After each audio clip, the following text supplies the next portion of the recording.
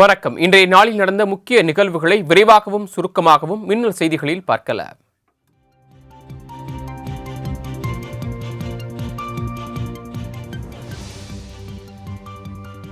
மணிப்பூரில் குடியரசுத் தலைவர் ஆட்சி அமல்படுத்தப்பட்டதாக உள்துறை அமைச்சகம் அறிவித்துள்ளது. மணிப்பூர் முதலமைச்சர் பைரன் சிங் தனது பதவியை ராஜினாமா செய்த நிலையில் குடியரசுத் தலைவர் ஆட்சி அமலுக்கு வந்துள்ளது. இரு பழங்குடியினர் சமூகத்தினரிடையே நடந்த மோதலை முடிவுக்கு கொண்டுவர முடியாததால் 9ஆம் தேதி பைரன் சிங் ராஜினாமா செய்தார். புதிய முதல்வரை தேர்வு செய்து பாஜக அறிவிக்காத நிலையில் குடியரசுத் தலைவர் ஆட்சி அமலுக்கு வந்ததாக அறிவிப்பு வெளியாகியுள்ளது.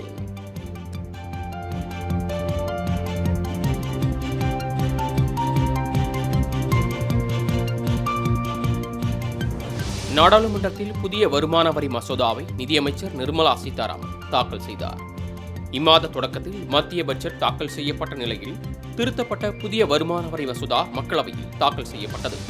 இதில் மதிப்பீட்டு ஆண்டு என்பது வரி ஆண்டு எனவும் முந்தைய ஆண்டு என்பது நிதி ஆண்டு என்றும் மாற்றப்பட்டுள்ளது.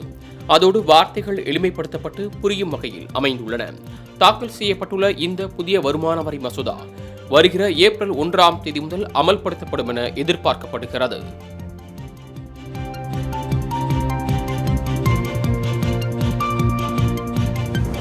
தமிழக அமைச்சரவையில் மாற்றம் செய்யப்பட்டு அமைச்சர் பொன்முடிக்கு கூடுதல் பொறுப்பு வழங்கப்பட்டுள்ளது.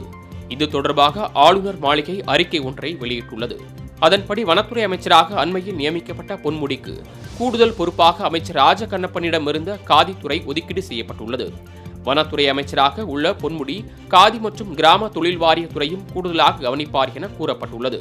அமைச்சர் ராஜகண்ணப்பன் பால்வளத்துறையை மட்டுமே கவனிப்பார் எனவும் தெரிவிக்கப்பட்டுள்ளது. முதலமைச்சரின் பரிந்துரையின்படி இந்த மாற்றம் செய்யப்பட்டுள்ளதாக ஆளுநர் மாளிகை வெளியிட்டுள்ள செய்திக்குறிப்பில் தெரிவிக்கப்பட்டுள்ளது.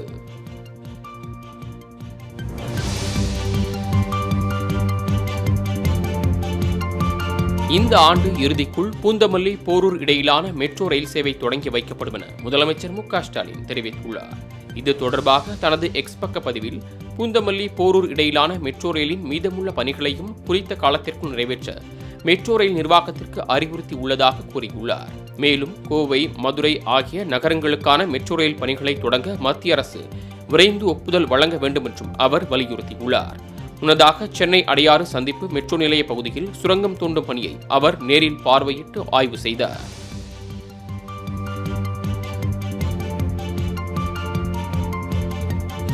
புதிய கல்விக் கொள்கை திட்டத்தில் கையெழுத்து போடாததால் தமிழகத்திற்கான நிதியை வழங்க மத்திய அரசு மறுத்துள்ளதாக சபாநாயகர் அப்பாவு குற்றம் சாட்டியுள்ளார்.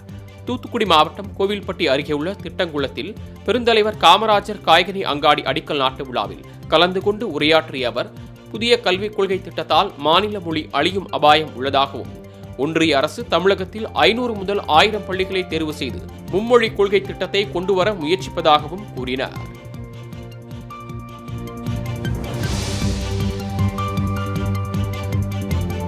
போக்சோ வழக்கில் ஆசிரியர்கள் மீதான குற்றம் நிரூபிக்கப்பட்டால் அவர்களின் கல்வி சான்றிதழ் ரத்து செய்யப்பட்டு வேறு எங்கும் பணியாற்ற முடியாது என அமைச்சர் அன்பில் மகேஷ் எச்சரிக்கை விடுத்துள்ளார். சென்னையில் செய்தியாளர்களை சந்தித்த அவர், பாலியல் புகார்களை முறையாக விசாரிக்க தவறியவர்கள் மீது கடும் நடவடிக்கை எடுக்கப்படும் என்றார். போக்சோ புகார்கள் மீது முன்னுரிமை அடிப்படையில் விசாரித்து நடவடிக்கை எடுக்க வேண்டும் என்றும், ஆசிரியர்கள் மீதான குற்றம் நிரூபிக்கப்பட்டால் கல்வி சான்றிதழ் ரத்து செய்யப்படுவதோடு வேறு எங்கும் பணியாற்ற முடியாது என்றும் எச்சரிக்கை விடுத்தார்.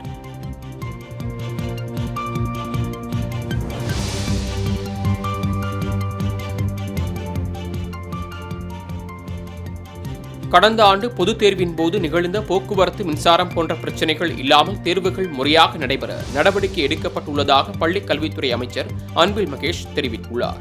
சென்னையில் செய்தியாளர்களை சந்தித்த அவர், பொதுத் தேர்வுகளை மாணவர்கள் மகிழ்ச்சியுடன் எதிர்கொள்ள வேண்டும், எந்த பதற்றமும் இல்லாமல் தேர்வுக்கு முதல் நாள் படிக்காமல் முன்பாகவே படித்து தேர்வில் வெற்றி பெற வேண்டும் என அறிவுரை வழங்கினார்.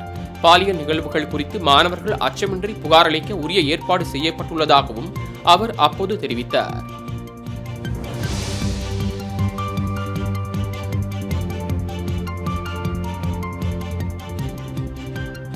அண்ணா அறிவாலயத்தில் உள்ள ஒரு செங்கல்லை கூட அண்ணாமலையால் தொட முடியாது என அமைச்சர் ரகுபதி சாடியுள்ளார். சென்னையில் செய்தியாளர்களை சந்தித்த அவர், பாஜக, அதிமுக சேர்ந்து வந்தாலும் திமுக கூட்டணியை தோற்கடிக்க முடியாது என கருத்து கணிப்பில் தெரியவந்துள்ளதாக குறிப்பிட்டார். தமிழகத்தில் அதிமுக கலகலத்து போய் உள்ளது என்றும், திமுக அரசு மீது மக்களுக்கு அதிருப்தியே கிடையாது என்றும் அவர் தெரிவித்தார். மேலும் இப்போது தேர்தல் வைத்தாலும் திமுக கூட்டணி வெல்லும் என கருத்து கணிப்பில் தெரியவந்திருப்பதாக கூறிய அமைச்சர் ரகுபதி, எதிரிகள் ஒன்று சேர்ந்தாலும் எங்களுடைய வாக்கு வங்கியை வீழ்த்த முடியாது என்றார்.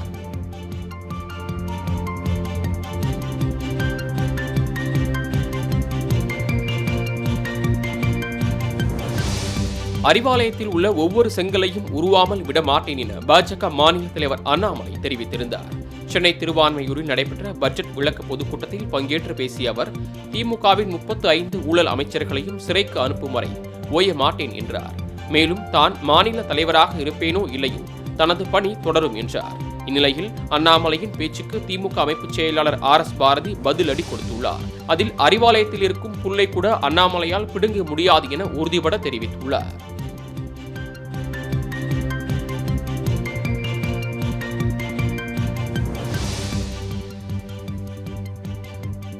மரியாதை நிமித்தமாக மக்கள் நீதி மய்யத்தின் தலைவர் கமல்ஹாசனை சந்தித்ததாக துணை முதலமைச்சர் உதயநிதி ஸ்டாலின் தெரிவித்துள்ளார்.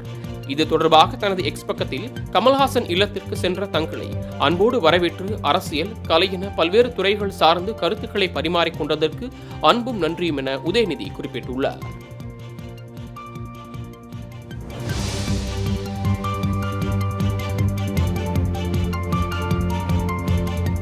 சசிகலா, டிடிவி தினகரன் உள்ளிட்டோர் எந்தவித நிபந்தனையும் இன்றி அதிமுகவில் இணைய தயாராக உள்ளதாக OPS பகிரங்கமாக அறிவித்துள்ளார். பெரியகுளத்தில் செய்தியாளர்களை சந்தித்த அவர், மத்திய அமைச்சர் அமித்ஷா ஒன்றாக இருக்குமாறு எவ்வளவோ சொன்னார், ஆனால் EPS ஏற்றுக்கொள்ளாததன் விளைவுதான் இதெல்லாம் என்றார். செங்கோட்டையன் விசுவாசமானவர், எந்த நிலையிலும் கட்சி ஒன்றாக இருக்க வேண்டுமென எண்ணுவதால் அவர் மீது எந்த அதிருப்தியும் இல்லை. கட்சியின் விதிமுறைகளின் படிதான் தேர்தல் மூலமாகவே பொதுச் செயலாளரை தேர்வு செய்ய முடியும் என்றும் OPS அப்போது தெரிவித்தார்.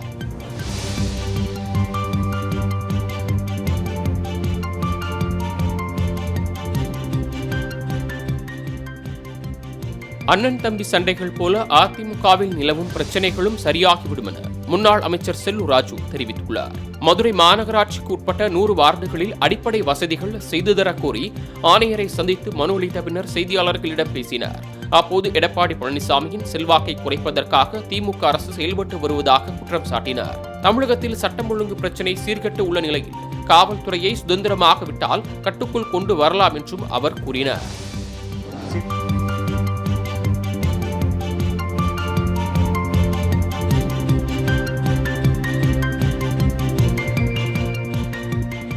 துரோகிகள் எடுத்து வைக்கும் வாதங்கள் அனைத்தும் அதிமுகவை அசைத்து கூட பார்க்க முடியாது என எதிர்க்கட்சி துணைத் தலைவர் RB உதயகுமார் சூளுரைத்துள்ளார். இதுகுறித்து வீடியோ ஒன்றை வெளியிட்டுள்ள அவர், தமிழகத்தில் பாலியல் சம்பவங்கள், சட்ட ஒழுங்கு சீர்கேடு, வாரிசு அரசியல், விலைவாசி உயர்வு, மின்கட்டண உயர்வு, எங்கும் ஊழல், எதிலும் ஊழல் என்றாகிவிட்டது என்றும், இதுகுறித்து 6,30,00,000 மக்களிடம் அம்மா அரசின் சாதனை திட்டங்களையும் திமுக அரசின் வேதனைகளை எடுத்துச் சொல்ல வீதி வீதியாக திண்ணை பிரச்சாரத்தை மேற்கொள்ள இருப்பதாக தெரிவித்துள்ளார். மக்களே, நாம் சிந்திக்க வேண்டிய நேரம் இது.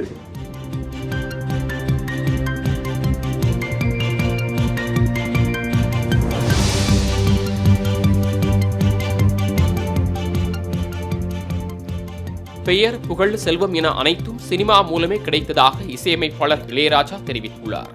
தேவர் மகன், குணா உள்ளிட்ட 109 படங்களின் பாடல்களின் உரிமை தொடர்பான வழக்கில் சென்னை உயர்நீதிமன்றத்தில் 1 மணி நேரத்திற்கு மேலாக நேரில் சாட்சியம் அளித்தார். தனக்கு எத்தனை பங்களாக்கள் இருக்கிறது என்பது தெரியாது என்றும், தன்னுடைய முழு ஈடுபாடும் இசையில் உள்ளதால் உலகளாவிய பொருட்களை பற்றி தெரியாது என்றும் நீதிபதிகளிடம் தெரிவித்தார். அவரிடம் பாடல்களின் பதிப்புரிமை பற்றியும், தயாரிப்பாளர்களிடம் மேற்கொண்ட ஒப்பந்தம் தொடர்பாகவும், சொத்து மதிப்புகள் தொடர்பாகவும் கேள்விகள் கேட்கப்பட்டன.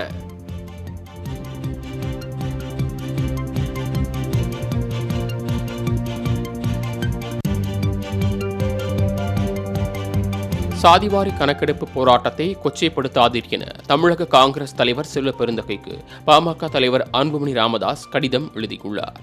அதில் சென்னையில் செய்தியாளர்கள் சந்திப்பின் போது, 4 ஆண்டுகளுக்கு முன்பு வன்னியருக்கு 10.50% இடஒதுக்கீடு வழங்கிய போது எந்த அடிப்படையில் வழங்குகிறீர்கள்? சாதிவாரி மக்கள் தொகை கணக்கெடுப்பை நடத்தி கொடுங்கள் என EPS-இடம் கேட்டிருக்க வேண்டாமா என கேள்வி எழுப்பியது அதிர்ச்சி அளிப்பதாகவும், சாதிவாரி கணக்கெடுப்புக்கான எனது கோரிக்கையை அரசியல் என கொச்சைப்படுத்துவது புரிதல் இல்லாமையை காட்டுவதாகவும் குறிப்பிட்டுள்ளார்.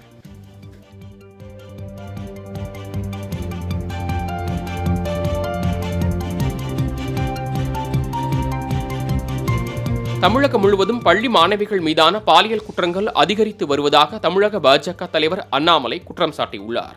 இது தொடர்பாக தனது எக்ஸ் பக்க பதிவில் சேலம் ஆத்தூர் அருகே உள்ள அரசு பள்ளியில் கடந்த 22ஆம் தேதி 7ஆம் வகுப்பு மாணவி கூட்டு பாலியல் வன்கொடுமை வெளியில் தெரியாமல் இருக்க பெற்றோர் ஆசிரியர் கழக தலைவர் இருக்கும் திமுகவை சேர்ந்த ஜோதி என்பவர் கட்ட பஞ்சாயத்து செய்ததாக கூறியுள்ளார். அவர் மீது கடுமையான நடவடிக்கை எடுக்க வேண்டும் என்றும் அண்ணாமலை வலியுறுத்தியுள்ளார்.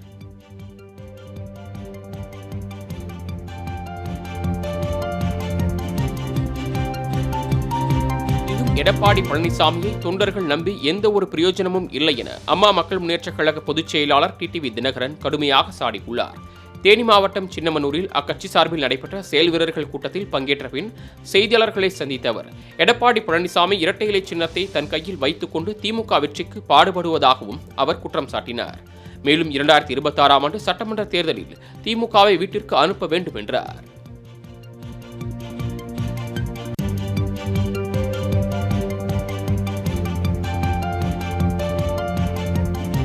திமுகவிடம் காங்கிரஸ் எல்லாவற்றையும் அடமானம் வைத்துவிட்டதாக பாஜக மூத்த தலைவர் தமிழிசை சவுந்தரராஜன் தெரிவித்துள்ளார். வேலூர் மாவட்டம் குடியாத்தம் நகரில் தனியார் மருத்துவமனையில் சிகிச்சை பெற்று வரும் தனது தந்தை குமரி அனந்தனை சந்தித்த பின் செய்தியாளர்களிடம் பேசிய அவர், ஒருவர் வீட்டில் சமைக்க முடியவில்லை என்றால் கூட பாஜக தான் காரணம் என தமிழக காங்கிரஸ் தலைவர் செல்வ பெருந்தகை சொல்லி வருகிறார் என்றும், மத்திய அரசின் அனைத்து திட்டங்களையும் காப்பியடிக்கும் முதலமைச்சருக்கு ஸ்டிக்கர் ஸ்டாலின் என்ற பெயர்தான் சரியாக இருக்கும் என விமர்சித்தார்.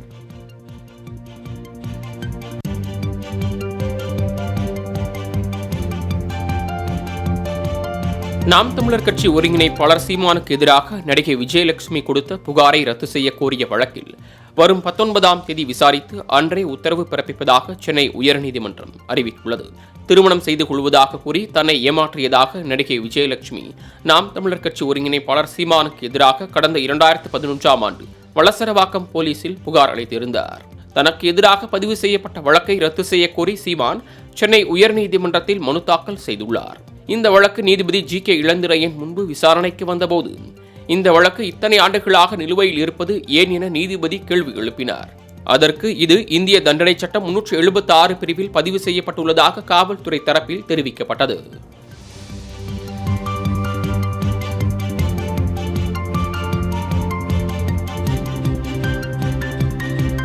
திமுக தனது தேர்தல் அறிக்கையில் எத்தனை சதவிகிதம் நடைமுறைப்படுத்தியுள்ளது என்பதனை வெள்ளை அறிக்கையாக வெளியிட வேண்டுமென பாமக நிறுவனர் ராமதாஸ் தெரிவித்துள்ளார். திண்டிவனம் அடுத்த தைலாபுரம் தோட்டத்தில் செய்தியாளர்களை சந்தித்த அவர், கடந்த தேர்தல் நேரத்தில் திமுக 505 தேர்தல் அறிக்கைகளை வெளியிட்ட நிலையில் அதில் 98% வாக்குறுதிகள் நிறைவேற்றப்பட்டுள்ளதாக முதலமைச்சர் மு க ஸ்டாலின் அறிவித்துள்ளார் என்றும், ஆனால் 10 விழுக்காடு கூட நிறைவேற்றாத நிலையில் அது குறித்து திமுக வெள்ளை அறிக்கை விடவில்லை என்றால் பாமக சார்பில் அறிக்கை விடப்படும் என தெரிவித்தார்.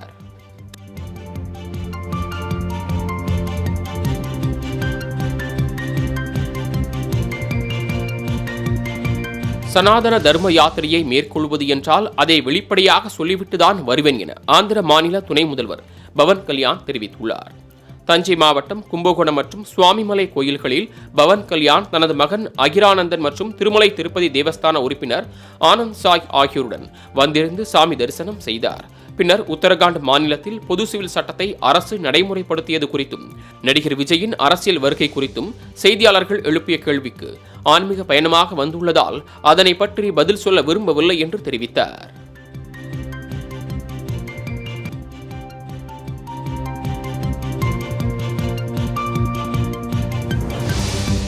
ஈரோடு கோபிச்செட்டிப்பாளையம் அருகே குள்ளம்பாளையத்தில் உள்ள முன்னாள் அமைச்சர் கே.ஏ. செங்கோட்டையன் வீட்டிற்கு பலத்த போலீஸ் பாதுகாப்பு போடப்பட்டுள்ளது. அதிமுக மூத்த தலைவரும் முன்னாள் அமைச்சருமான கே.ஏ. செங்கோட்டையன் அவிநாசி அத்திக்கடவு திட்ட பாராட்டு விழாவில் கலந்து கொள்ளாமல் புறக்கணித்ததும் அது குறித்து அவர் வெளியிட்டுள்ள கருத்துக்களும் சர்ச்சையை ஏற்படுத்தியுள்ளது. இந்நிலையில் குள்ளம்பாளையத்தில் உள்ள அவரது வீட்டில் சப் இன்ஸ்பெக்டர் உட்பட 4 பேர் துப்பாக்கியுடன் பாதுகாப்பு பணியில் ஈடுபட்டு வரும் நிலையில் அங்கு வருபவர்கள் அனைவரும் தீவிர சோதனைக்கு பிறகே வீட்டிற்குள் அனுமதிக்கப்பட்டு வருகின்றனர்.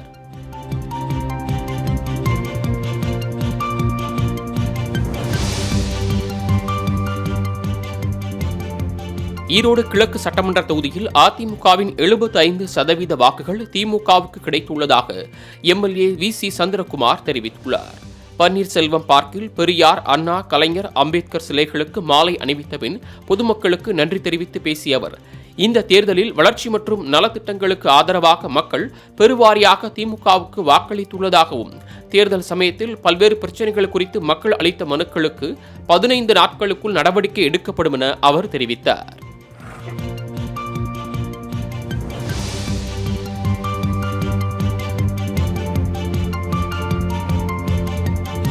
அரசு பேருந்தில் பெண் நடத்துனருக்கான குறைந்தபட்ச உயரம் 150 சென்டிமீட்டராக குறைக்கப்பட்டுள்ளது. பெண் நடத்துனர் அதிக அளவில் தேர்வாவதை உறுதி செய்யும் வகையில் புதிய அரசாணையை தமிழக அரசு வெளியிட்டுள்ளது. அதன்படி பேருந்து நடத்துனர் பணிக்கு தேர்வாகும் பெண்களுக்கான உயரத்தை 160 சென்டிமீட்டரில் இருந்து 150 சென்டிமீட்டராக குறைத்துள்ளதுடன் குறைந்தபட்ச உடல் எடை 45 கிலோ இருக்க வேண்டும் என்றும் போக்குவரத்து துறை தெரிவித்துள்ளது. இந்த புதிய அறிவிப்பால் பணிக்காலத்தில் உயிரிழந்தோரின் பெண் வாரிசுதாரர்களுக்கு நடத்துனர் பணி அதிகம் கிடைக்கும் என எதிர்பார்க்கப்படுகிறது.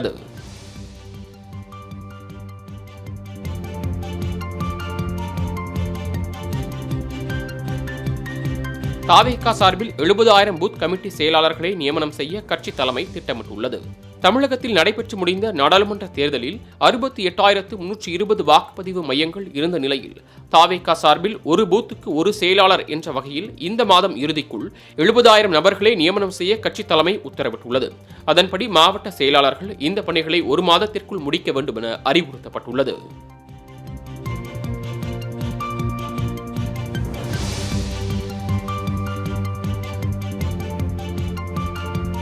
சேலத்தில் இளம்பெண் முதுகில் பாய்ந்த கத்தியை அறுவை சிகிச்சை மூலம் அகற்றி அரசு மருத்துவர்கள் சாதனை புரிந்துள்ளனர். தருமபுரி மாவட்டத்தைச் சேர்ந்த பெண்ணை குடும்ப தகராறின் காரணமாக அவரது கணவர் முதுகில் கத்தியால் குத்தியுள்ளார். இதனையடுத்து உடலில் ஆழமாக பதிந்த கத்தியுடன் சேலம் அரசு மருத்துவமனைக்கு வந்த பெண்ணை மருத்துவர்கள் பரிசோதனை செய்தனர். பின்னர் மருத்துவர்கள் ராஜராஜன் தலைமையிலான குழுவினர் அந்த பெண்ணுக்கு வெற்றிகரமாக அறுவை சிகிச்சை செய்து கத்தியை அகற்றி இரத்த கசிவை சரி செய்தனர்.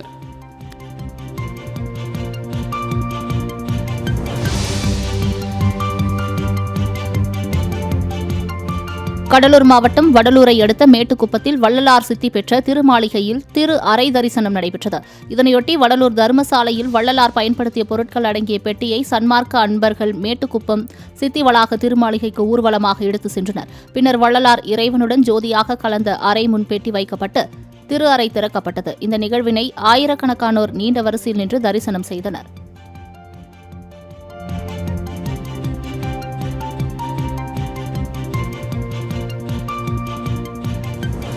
விழுப்புரம் மாவட்டம் ஆரோவிலில் உள்ள கடைகளில் காலாவதியான உணவுகளை விற்பனை செய்தது பொதுமக்கள் மத்தியில் பெரும் அதிர்ச்சியை ஏற்படுத்தியுள்ளது. சர்வதேச நகரமான ஆரோவிலில் 3000க்கும் மேற்பட்ட வெளிநாட்டினர் மற்றும் உள்ளூர்வாசிகள் வசித்து வருகின்றனர். இங்கு புகாரின் அடிப்படையில் உணவு பாதுகாப்பு துறையினர் மேற்கொண்ட திடீர் ஆய்வில் காலாவதியான உணவுப் பொருட்கள் பறிமுதல் செய்யப்பட்டன.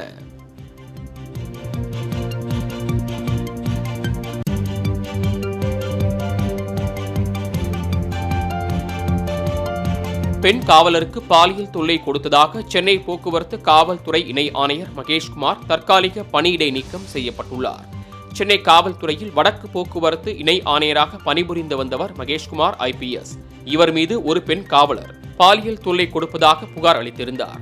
இது தொடர்பாக பெண் IPS அதிகாரிகள் குழு அமைத்து நடத்தப்பட்ட விசாரணையின் முடிவில் அவர் பெண் காவலருக்கு பாலியல் தொல்லை அளித்தது உறுதி செய்யப்பட்டது. இதனையடுத்து IPS அதிகாரி மகேஷ்குமாரை சஸ்பெண்ட் செய்து தமிழக DGP சங்கர் சிவால் உத்தரவிட்டுள்ளார்.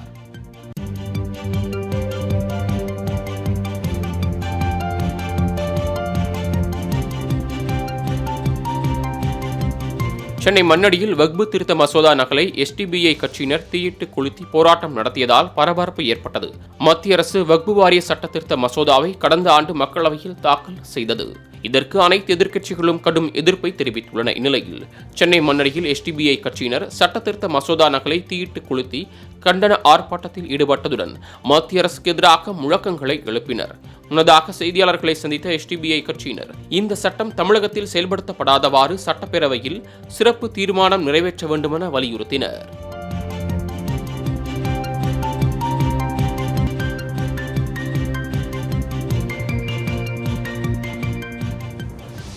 போதைப்பொருள் கடத்தல் வழக்கில் கைதான ஜாபர் சாதிக், அவரது சகோதரர் முகமது சலீம் ஆகியோரது ஜாமீன் மனுக்கள் குறித்து அமலாக்கத்துறை பதில் அளிக்க சென்னை உயர்நீதிமன்றம் உத்தரவிட்டுள்ளது.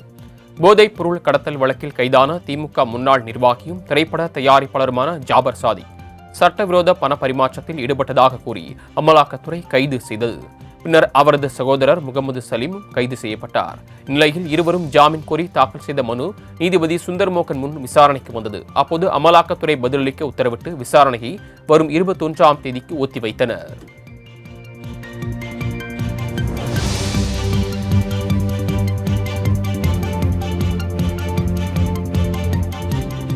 அம்பாசமுத்திரம் அருகே அரசு பேருந்தை வழிமறித்த ஒற்றை யானையால் பரபரப்பு ஏற்பட்டது.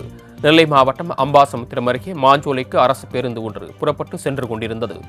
அப்போது மணிமுத்தாறு அணைப்பகுதி சாலை அருகே திடீரென வனப்பகுதியிலிருந்து யானை ஒன்று குறுக்கே வந்து பேருந்தை வழிமறித்தது. இதனால் பேருந்தில் இருந்தவர்கள் அனைவரும் கூச்சல் போடவும் யானை சாலையின் நடுவே மெதுவாக நடந்து சென்று வனப்பகுதிக்குள் மறைந்தது.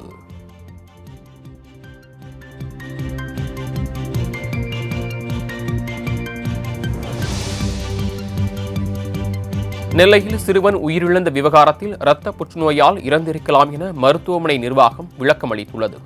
தென்காசியை சேர்ந்த சிறுவன் நெல்லை அரசு பொது மருத்துவமனையில் திடீரென உயிரிழந்த விவகாரத்தில் சிறுவனின் பெற்றோர் மற்றும் உறவினர்கள் டீன் அலுவலகத்தை 2வது நாளாக முற்றுகையிட்டு தர்ணா போராட்டத்தில் ஈடுபட்டு வருகின்றனர். இதுகுறித்து இரத்த புற்றுநோய் பாதிப்பால் இறந்திருக்கலாம் என மருத்துவமனை நிர்வாகம் தரப்பில் விளக்கம் அளிக்கப்பட்டுள்ளது.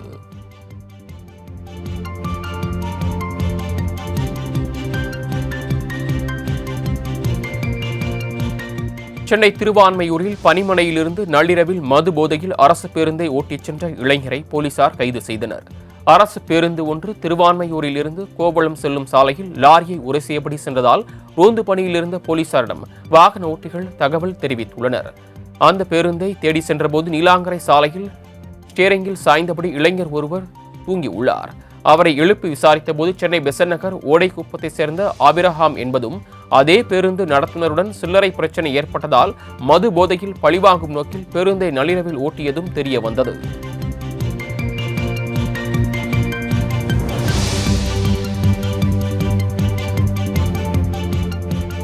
திருப்பூரில் உரிய ஆவணங்கள் இன்றி தங்கியிருந்த வங்கதேச தம்பதியரை போலீசார் கைது செய்தனர். திருப்பூர் செட்டிப்பாளையம் பகுதியில் பின்னலாடை நிறுவனங்களில் வங்கதேசத்தை சேர்ந்தவர்கள் பணியாற்றுவதாக நல்லூர் போலீசாருக்கு ரகசிய தகவல் கிடைத்தது. இதன் அடிப்படையில் விரைந்து வந்த போலீசார் சோதனை மேற்கொண்டதில் அங்கு பணியாற்றி வந்த மொதிர் ரகுமான் மற்றும் அவரது மனைவி அஞ்சனா அக்தர் ஆகிய இருவரும் வங்கதேசத்தை சேர்ந்தவர்கள் என்பது தெரிய வந்தது. மேலும் இவர்கள் உரிய ஆவணங்கள் இல்லாமல் கடந்த 11 ஆண்டுகளாக வாடகை வீட்டில் வசித்து வந்ததும் கண்டுபிடிக்கப்பட்டது.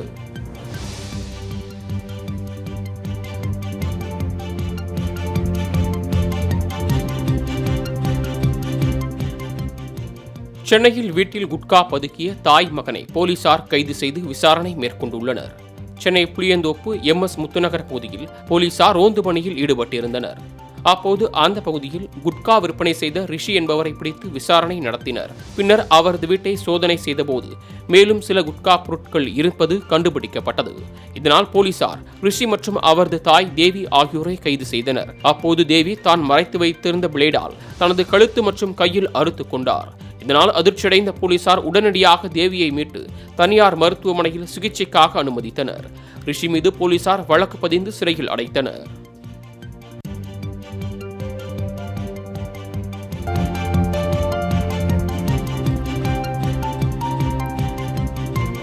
பெங்களூரு நகரில் காரை ஓட்டிக்கொண்டே லேப்டாப்பில் அலுவலக பணியை மேற்கொண்ட IT பெண்ணுக்கு அபராதம் விதிக்கப்பட்டது.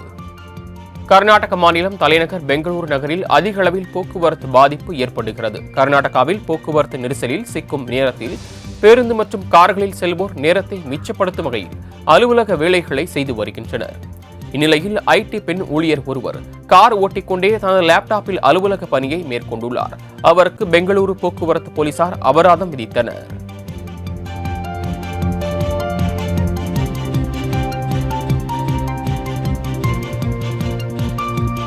நீலகிரி, திண்டுக்கல், கரூர் மற்றும் திருப்பத்தூர் மாவட்டங்களில் இயல்பை விட 2 முதல் 3 டிகிரி செல்சியஸ் வெப்பம் அதிகரிக்கும் என சென்னை வானிலை ஆய்வு மையம் தெரிவித்துள்ளது.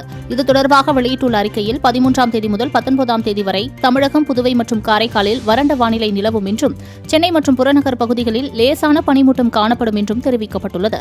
மேலும் தமிழகத்தில் வெப்பநிலை இயல்பை விட 2 முதல் 3 டிகிரி செல்சியஸ் அதிகமாக இருக்கும் என்றும் கூறப்பட்டுள்ளது.